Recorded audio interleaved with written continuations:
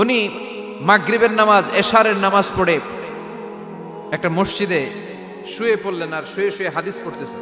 কি পড়তেছেন? কথা বলেন। আর মনে মনে ভাবলেন রাতটা মসজিদে কাটায় দেই, ফজরের নামাজ পড়ে আবার বেরোবো। কিন্তু দারোয়ান এসে বলে মসজিদে থাকতে পারবেন না, ওঠেন। দারোয়ান আছে না? কথা কন। আহমদ ইবনে হাম্বল বললেন, আমি শুধু রাতটা থাকতে চাই, আমি তো ফজরেরও মুসল্লি, ফজর নামাজ পড়বো তো এই মসজিদে, আমার থাকতে দাও। দারোয়ান তো দেয় না, কেন? মসজিদে থাকার জায়গা না, জান মিয়া। উনি যে আহমদ ইবনে হাম্বল এটা চিনে নাই, থাকতে দেয় না। কি করবে এখন? উনি কাঁথা গুছিয়ে হাদিসের কিতাব নিয়ে কাঁধের মধ্যে ব্যাগ নিয়ে মসজিদ থেকে বেরোয় গেলেন। কি আর করবেন, প্রচন্ড শীত, আর কাঁপতেছেন, বুড়ো মানুষ। পথিমধ্যে দেখলেন বাজার। বাজার একজন খাব্বাজ, শাবুন খাব্বাজ, যুবক রুটি বিক্রেতা। সে রুটি বিক্রি করে, চুলার মধ্যে রুটি সেকে। সে যে সালাম দিল, আসসালামু আলাইকুম। যুবক বলে, ওয়ালাইকুম আসসালাম। আহমদ ইবনে হাম্বল বলে, যুবক, আমার যাওয়ার জায়গা নেই, সফরে বেরিয়েছি, খুব শীতে কষ্ট পাচ্ছি, রাতে যদি তোমার এই চুলা থেকে একটু আগুন পোহাই, কোনো সমস্যা? যুবক বলে, না না, সমস্যা না, আহলান ওয়া সাহলান, খোশ আমদেদ, আসেন আসেন, আপনি আগুন পোহাইলে আমার সমস্যা কি? সুবহানাল্লাহ পড়েন। আল্লাহ শুকরিয়া করে উনি বসলেন আর আগুন পোহাচ্ছেন। আর খেয়াল করলেন যুবক রুটি বানায় আর পরে আস্তাগফিরুল্লাহ, রুটির দলা বানায় পরে আস্তাগফিরুল্লাহ, খামির বানায় আর পরে আস্তাগফিরুল্লাহ, রুটি নিয়ে উনুনের ভিতরে, চুলার ভিতরে সেকা দেয় আর পরে আস্তাগফিরুল্লাহ। দোকানদারের কাছে কেউ আসলেই সে রুটি দেয় আর পরে আস্তাগফিরুল্লাহ। ক্রেতার কাছ থেকে টাকা নিয়ে ক্যাশ বক্সে রাখে আর কি পড়ে, আবার রুটি বানানো শুরু করে আর কি পড়ে, খালি এইটাই পড়তেছে। ইমাম আহমদ ইবনে হাম্বল তো অবাক, কিরে এটা আবার কেমন যুবক, খালি আস্তাগফিরুল্লাহ। উনি প্রশ্ন করলেন, যুবক ঘটনা কি? আসার পর থেকেই তোমার দেখতেছি তুমি রুটি বানাও, রুটি বিক্রি করো আর পড়ো আস্তাগফিরুল্লাহ, মালাকা ইয়া শাবাব। যুবক বলে, আস্তাগফিরুল্লাহ আমার সবচেয়ে বেশি পছন্দের আমল, আমি সব সময় আঠার মতো ইস্তেগফারের সাথে লেগে থাকি আর সব সময় পড়তে থাকি আস্তাগফিরুল্লাহ, আর এর বদৌলতে আল্লাহ আমারে মুস্তাজাবুদ দাওয়া বানিয়ে দিয়েছে। আহমদ ইবনে হাম্বল তো অবাক, আনতা মুস্তাজাবুদ দাওয়া, তুমি মুস্তাজাবুদ দাওয়া, রুটিওয়ালা। আমি এত বছর হাদিস পড়াই, আমিও তো মুস্তাজাবুদ দাওয়া না, আর তুমি রুটি বেচো বাজারে, তুমি মুস্তাজাবুদ দাওয়া, তুমি দোয়া করলে সব কবুল হয়ে যায়। যুবক বলে, না আনা মুস্তাজাবুদ দাওয়া, আমি আমার জীবনে যত দোয়া করেছি কবুল করে নিয়েছে কে? সব দোয়া কবুল করে নিয়েছে আল্লাহ, একটা দোয়া ছাড়া। কয়টা? আহমদ ইবনে হাম্বলের কৌতূহল, কিউরিয়াসিটি আরো বেড়ে গেল। কি? সব দোয়া কবুল হয়েছে, একটা দোয়া ছাড়া। মাযালিকা দুআ ইয়া শাব, কি সেই দোয়া? যুবক এবার বলতে শুরু করলো, আমার জীবনে যে দোয়াটা আল্লাহ কবুল করে নাই সেটা হচ্ছে আমি আল্লাহর কাছে অনেক চেয়েছি, অনেক দোয়া করেছি যে আল্লাহ, শুনেছি এই জামানার সবচেয়ে বড় মুহাদ্দিস, তার নাম নাকি ইমাম আহমদ ইবনে হাম্বল। আল্লাহ তোমার কাছে আমার চাওয়া, আমি যেন এই ইমাম আহমদ ইবনে হাম্বলরে দেখে মরতে পারি, আমি যেন ইমাম আহমদ ইবনে হাম্বলের হাতে হাত রেখে মুসাফা করতে পারি আর তার কপালে একটা চুমু এঁকে দিতে পারি।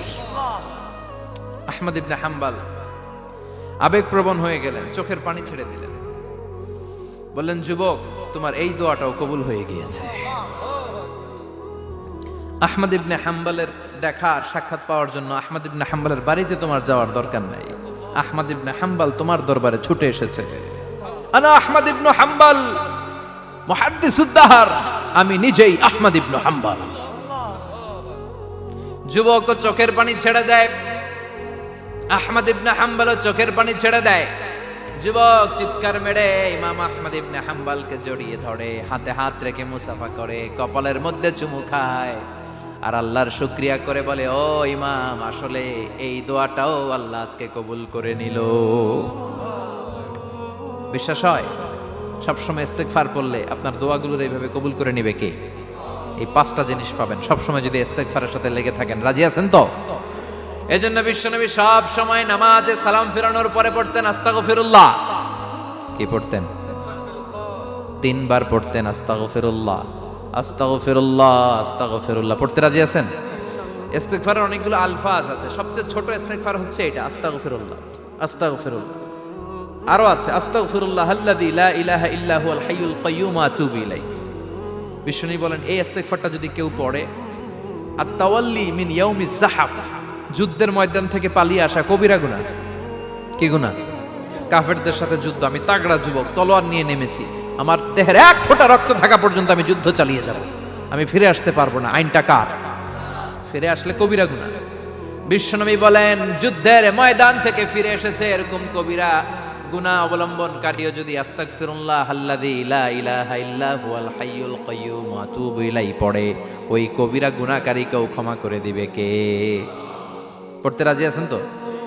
আবার সাইয়েদনা আবু বকর বললেন, ইয়া রাসূলুল্লাহ আল্লিমনি দুআআন আদউ বিহি ফি সালাতি, এমন দোয়া আপনি আমারে শিক্ষা দেন যে এই দোয়াটা আমি নামাজে পড়তে পারি।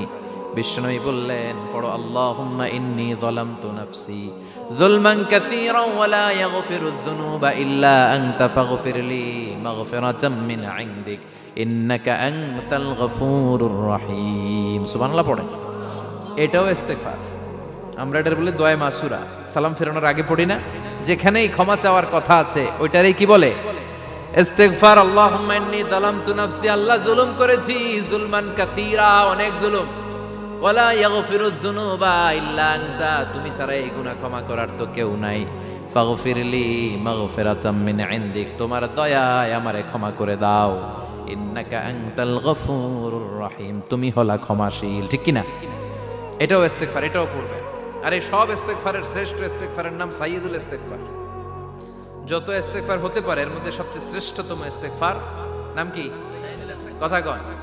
বুখারীর বর্ণনা, শাদ্দাদ ইবনে আউস রাদিয়াল্লাহু তাআলা আনহু বর্ণনা করেন, এই সাইয়্যিদুল ইস্তেগফার দিনের বেলা যে পড়বে ওই দিনে মারা গেলে সে জান্নাতি। এই সাইয়্যিদুল ইস্তেগফার রাতের বেলা যে পড়বে ওই রাতে যদি ইন্তেকাল হয় ওই লোকটা জান্নাতি। মুখস্থ আছে না? কার কার মুখস্থ? হাত তুলেন। মাশাআল্লাহ, তাবারাকাল্লাহ, মাশাআল্লাহ, মাশাআল্লাহ। আর যাদের নাই তাদের হোমওয়ার্ক, তাদের আল্লাহুম্মা আনতা রাব্বি লা ইলাহা ইল্লা আনতা খালাকতানি ওয়া আনা আবদুক ওয়া আনা আলা আহদিকা ওয়া ওয়া'দিকা মাস্তাতা'তু আউযু বিকা মিন শাররি মা সানা'তু আবুউ লাকা বিনি'মাতিকা আলাইয়া ওয়া আবুউ লাকা বিযামবি ফাগফিরলি ফাইন্নাহু লা ইয়াগফিরুয যুনুবা ইল্লা আনতা। সুবহানাল্লাহ পড়েন। আজকে রাতে পড়ছেন, মারা গেলে জান্নাতি। চিল্লায় পড়েন না আল্লাহু আকবার। এজন্য বিশ্বনবী বলেন, আমার আগের গুনাহ মাফ, পরের গুনাহ মাফ, তারপরেও প্রতিদিন আমি 70 বার তওবা ইস্তেগফার পড়ি। আজকে থেকে পড়তে রাজি আছেন তো? বেশি বেশি ইস্তেগফার পড়া যাবে না? একটু প্রাণ খুলে, দিল খুলে আওয়াজ করে পড়েন তো আস্তাগফিরুল্লাহ। আর জোরে পড়েন আস্তাগফিরুল্লাহ। আবার সবাই পড়েন আস্তাগফিরুল্লাহ। সব সময় তওবা ইস্তেগফার যারা পড়ে তাদেরকে পছন্দ করে কে? সব সময় জিকির করে করে জিহ্বাটারে যারা ভিজিয়ে রাখে তাদেরকেও পছন্দ করে কে? আল্লাহ বলেন, ওয়াযকুর রাব্বাকা ফি নাফসিকা তাদাররুআন ওয়া খীফাতান ওয়া দুনাল জাহরি মিনাল কওলি বিল গুদুবি ওয়াল আসাল ওয়া লা তাকুম মিনাল গাফিলিন। সুবহানাল্লাহ পড়েন। আল্লাহ বলেন, ওয়াযকুর রাব্বাকা ফি নাফসিক, আল্লাহরে মনে মনে ডাকো। তাদাররুআন ওয়া খীফা, আল্লাহর জিকির করতে আল্লাহ বলেছেন ফি নাফসিক। বুঝতেছেন না অর্থ? ফি নাফসিকা, মনে মনে আল্লাহর জিকিরটা করো। তাদাররুআন ওয়া খীফা, তাদাররুআ মানে বিনয়ের সাথে, with full of humility, submission and humbleness, বিনয়ের সাথে আল্লাহরে ডাকো। ওয়া খীফা, গোপনে গোপনে ডাকো। দুনাল জাহারি মিনাল কওল, চিৎকার চেঁচামেচি করে ডেকো না। কার কথা? আওয়াজ করে জিকির করো না। এই যে আমরা মাহফিলে লা ইলাহা ইল্লাল্লাহর জিকির করে, এটা তালিমান। উদ্দেশ্য কি? তালিমের জন্য আওয়াজ করে জিকির জায়েজ আছে, কিন্তু ব্যক্তিগত জিকিরের যে ইবাদতটা এটা আস্তে আস্তে হইতে হবে, এটা ভদ্রভাবে হতে হবে, চিল্লাচিল্লি করে নয়। আবার তালিমের জিকির ওইটাও ভদ্রভাবে। ইন্নাল্লাহা জামিল ইউহিব্বুল জামাল, আমার আল্লাহ সুন্দর, আমার আল্লাহর জিকিরের মধ্যেও সৌন্দর্য আছে না নাই? কিন্তু এদেশে জিকিরের ভেতরে লাফালাফি আছে না নাই? বেশি না কম?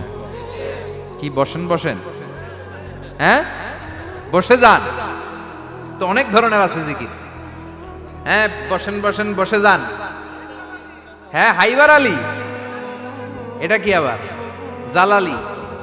তো এই যে ইন্নাল্লাহা জামিল ইউহিব্বুল জামাল, আমার আল্লাহ সুন্দর, আমার আল্লাহর জিকিরের মধ্যেও সৌন্দর্য আছে না নাই? তালিমের উদ্দেশ্যে সবাই মিলে জিকির করা যায়, কিন্তু চিল্লাফাল্লা করা যাবে না, লাফালাফি করা যাবে না, মাথা ডানে বায়ে ঝোলানো যাবে না, ঠিক কি না? কিন্তু লাফালাফির জিকির আছে না নাই? লাফাইতে লাফাইতে, হ্যাঁ, গাছের আগায় বাঁশের আগায়। আবার যিনি জিকির পরিচালনা করে ওনার কান্দে যাই ওঠে, আছে না নাই? বিশ্বনবী সাহাবাদের নিয়ে জিকির করছেন, সাহাবারা লাফাতে লাফাতে খেজুর গাছের আগায়। হাদিসে আছে না এটা? বিশ্বনবী সাহাবাদেরকে নিয়ে জিকির করছেন, লাফাতে লাফাতে আবু বকর বিশ্বনবীর কান্দের উপরে। আছে, হাদিসে আছে। এটা জিকির নয়। কি সুন্দর দেখেন, ইসলাম বোঝা কত সহজ। ওয়াজকুর রাব্বাকা ফি নাফসিকা তাদাররুআ ওয়া খাইফা। গোপনে জিকির করো, ভদ্রতার সাথে বিনয়ের সাথে জিকির করো। ওয়ালা তাকুম মিনাল গাফিলিন দুনাল জাহারি মিনাল কওল। চিৎকার চেঁচামেচি করে জিকির করো না। যারা চিকফাল দিয়ে হই হই হই হই করে, আছে না? হই হই হই হই হই হইয়ের ভিতরে আল্লাহর নাম আছে, হ্যাঁ? এই যে হুই হাই হুই হাই এই স্টাইলের যে জিকির, এটার ভিতরে আমার আল্লাহর নাম আছে? আল্লাহর নাম যদি না থাকে ওইটা জিকির হবে? কথা বলেন। বিষ্ণু বললেন, খবরদার, চিৎকার চেঁচামেচি করে লাফালাফি করে যারা জিকির করে এরা মনে করে আল্লাহ কানে শোনে না। কথা বলেন। আপনি গোপনেও আল্লাহর ডাকলে আপনার ডাকে সাড়া দিবে কে? এজন্য রাব্বুল আলামিন বলেন, ফাযকুরুনি আযকুরকুম ওয়াশকুরুলি ওয়ালা তাকফুরুন। বান্দা আমার জিকির তোমরা করো, আমিও তোমাদের জিকির করব, ঠিক কি না? আমরা যদি আল্লাহর জিকির করি আমাদের জিকির করে কে? সুবহানাল্লাহ কইবেন না? আমরা আল্লাহর জিকির করে আল্লাহ নাকি আমাদের জিকির করে, জানো তো না কথা এটা? আবার হাদিসে কুদসিতে আল্লাহ বললেন, ফাইন যাকারানি ফি নাফসি যাকারতুহু ফি নাফসি। আমার বান্দা যদি একা একা আমার জিকির করে আমি আমার বান্দারে একা একা স্মরণ করি। ওয়া ইন যাকারানি ফি মালাইন যাকারতুহু ফি মালাইন খায়রিম মিনহু। এরকম মহা সম্মেলন করে যদি কেউ আমি আল্লাহর জিকির করে, আমি এর চেয়েও বড় মহা সম্মেলন ফেরেশতাদেরকে নিয়ে করে আমার বান্দারে স্মরণ করি। ওয়া ইন তাকাররাবা ইলাইয়া শিবরান তাকাররাবতু ইলাইহি যিরাআন। আমার বান্দা যদি আমার দিকে 1 বিঘত আসতে চায় আমি আমার বান্দার দিকে 1 হাত এগিয়ে যাই। আমার বান্দা যদি আমার দিকে 1 হাত আসতে চায় আমি আমার বান্দার দিকে 2 হাত যাই। ওয়া ইন আতানি ইয়ামশি আতাইতুহু হারওয়ালা। আমার বান্দা যদি আমার দিকে হেঁটে হেঁটে আসতে চায় আমি আমার বান্দার দিকে দৌড়ে দৌড়ে যাই। সুবহানাল্লাহ পড়ে। এজন্য বিশ্বনবী বলেন, লা ইয়াজালু লিসানুকা রাতবাম মিন যিকরিল্লাহ। আল্লাহর জিকির দিয়ে জিহ্বাটারে ভিজিয়ে রাখবা। কার কথা? চিল্লায় বলেন, কার কথা? সবসময় আল্লাহর জিকির করতে রাজি আছেন তো? সবচেয়ে শ্রেষ্ঠ জিকির বিশ্বনবী বললেন, আফদালু যিকরি লা ইলাহা লা ইলাহা লা ইলাহা ইল্লাল্লাহু মুহাম্মাদুর রাসূলুল্লাহ সাল্লাল্লাহু। সবচাইতে শ্রেষ্ঠ জিকির লা ইলাহা। এর চেয়ে শ্রেষ্ঠ জিকির আছে? কথা বলেন। বিশ্বনবী বললেন, মান ক্বালা লা ইলাহা ইল্লাল্লাহ সিদকান মিন কলবিহি। একনিষ্ঠতার সাথে অন্তর থেকে কেউ যদি জীবনে একবার বলে লা ইলাহা ইল্লাল্লাহ দাখালাল জান্নাহ। তার যদি পাপ থাকে, অন্যায় থাকে, ওই পাপ আর অন্যায়ের শাস্তিগুলার পরে কোনো না কোনো দিন আমার ওই বান্দা জান্নাতে ঢুকবে। একবার যদি খালিসান মিন কলবিহি সে পড়ে লা ইলাহা ইল্লাল্লাহ, তার জন্য জান্নাতকে অবধারিত করে দিয়েছে কে? আবার এটার নাম আল্লাহ দিয়েছে কালিমায়ে। কথা বলেন। দরাবাল্লাহু মাসালান কালিমাতান তাইয়িবাতান কাশাজারাতিন তাইয়িবাতিন আসলুহা সাবিতুন ওয়া ফারউহা ফিস সামা। সুবহানাল্লাহ। পবিত্র বাণী এটা কালিমায়ে তাইয়িবা। আবু সাঈদ আল খুদরি থেকে বর্ণিত, মুস্তাদরেকে হাকিম আর সহিহ ইবনে হিব্বানে এসেছে। বিশ্বনবী বলেন, মুসা আলাইহিস সালাম আল্লাহর একবার প্রশ্ন করলেন, ইয়া রাব আল্লিমনি দুআআন আদউ বিহি। আপনি আমার এমন একটা জিকির শিক্ষা দেন যে জিকির দিয়ে আমি শুধু আপনার জিকির করব, কেউ এই জিকির করতে পারবে না। এই জিকির জানবো শুধু আমি আর জানবেন। কথা কোন? প্রশ্ন করছে কে? হ্যাঁ, কাকে করেছে? আল্লাহ এমন একটা জিকির শিখান যেই জিকির কেউ জানে না, আমি জানবো, আর ওই জিকির দিয়ে প্রাণ ভরে আপনারে ডাকবো। আল্লাহ বললেন, মুসা পড়ো লা ইলাহা লা ইলাহা ইল্লাল্লাহু মুহাম্মাদুর রাসূলুল্লাহ। মুসা আলাইহিস সালাম বললেন, আল্লাহ চাইলাম কি, কইলেন কি? লা ইলাহা তো জাতীয় জিকির, এটা তো আন্তর্জাতিক জিকির, এটা জানে না এমন কেউ নাই। এমনকি হিন্দু ভাইরাও জানে। কথা কন আল্লাহ, আমি তো চাইছিলাম এক্সক্লুসিভ, আমার জন্য স্পেশাল। এর চেয়ে সুন্দর আর কেউ জানবে না। এত সুন্দর একটা জিকির আপনি দিবেন, এটা আমি ডাকবো আপনারে আর আপনি শুনবেন। আল্লাহ বললেন, মুসা এর চেয়ে দামি আমার কাছে নাই। লাউ তাদউ লা ইলাহা ইল্লাল্লাহ ফি কাফা, লা ইলাহা রে যদি মুসা এক পাল্লায় রেখে দাও, ওয়াস সামাওয়াতু সাবউ ওয়াল আরদিন, সাত আকাশ সাত জমিন যদি আরেক পাল্লায় রেখে দাও, লা ইলাহা এক পাল্লায়, সাত আকাশ সাত জমিন আরেক পাল্লায় ওজন যদি দাও, লা রাজাহাত কাফাতু লা ইলাহা ইল্লাল্লাহ, মুসা দেখবা মুহূর্তের মধ্যে লা ইলাহা ইল্লাল্লাহর পাল্লা ভারী হয়ে গেছে। সাত আকাশ সাত জমিন এক পাল্লায়, শুধু লা ইলাহা ইল্লাল্লাহ আরেক পাল্লায়, মুহূর্তে লা ইলাহার পাল্লাটারে ভারী করে দিবে কে? এটা বিপ্লবী বাণী। আমরা এটার ভিক্ষার মধ্যে লাগাইছি। এখন ভিক্ষা করার সময় লা ইলাহা আছে না নাই? একটা টাকা দিয়া যান, আমি গরিব ইনসান আরো সমান, একটা টাকা দিয়া যান, আমি গরিব ইনসান, আছে না নাই? জুমার নামাজের সময় ভিক্ষা করে, একটা টাকা দিয়া যান, আর লা ইলাহার জিকির লগে আছে না নাই? এটা আমরা ভিক্ষার জিকির বানাইছি। এটা তো বিপ্লবী বাণী। এই বাণীর পক্ষে যারা, তারা ন্যায় আর সত্যের পক্ষে চিল্লায় বলেন ঠিক কিনা? এই বাণীতে যারা বিশ্বাস করে তারা এক আল্লাহর সামনে মাথা নত করে দেয়। গোটা পৃথিবীর কোন শক্তির সামনে ওই মাথা নত হয় না, ঠিক কিনা? এই লা ইলাহা যারা আমরা মানি, আল্লাহ ছাড়া কারো সামনে মাথা নত করব? কোন শক্তি আমাদের মাথা নত করাতে পারে? এই কালেমার আন্দোলন যারা করে তারা আল্লাহ ছাড়া পৃথিবীর কাউরে ভয় পায় না। আর তারা চায় কালেমার পতাকা পৃথিবীর মধ্যে যেন পথ পথ করে উড়ে, ঠিক কিনা? বাংলার জমিনে কালেমার পতাকা উড়ুক, আমরা চাই কি চাই না? কোনো একদিন এ দেশের আকাশে কালিমার পতাকা উড়বে, সেদিন সবাই খোদাই বিধান পে দুঃখ বেদনা ভুলবে। কোনো একদিন এ দেশের আকাশে কালিমার পতাকা উড়বে, সেদিন সবাই খোদাই বিধান পে দুঃখ বেদনা ভুলবে। চিৎকার করে বলেন ঠিক কিনা? এই কালেমার সমাজ যদি হয়, ওই সমাজে কেউ লাঞ্ছিত হবে না, ওই সমাজে কোনো নারী নিগৃহীতা হবে না, ওই সমাজের কোনো কাজের মেয়েরা ধর্ষিত হবে না, ওই সমাজে দুর্নীতি থাকবে না, ঘুষ থাকবে না, চাঁদাবাজি থাকবে না, টেন্ডারবাজি থাকবে না। সমাজটারে শান্তি দিয়ে সমৃদ্ধ করে দিবে কে? এজন্য সব সময় জিকির করতে হবে একজনের। চিল্লায় বলেন তিনি কে? শ্রেষ্ঠ জিকির হচ্ছে লা ইলাহা। করতে রাজি আছেন? সব সময় জিকিরটা করতে রাজি আছেন? Every night and every day,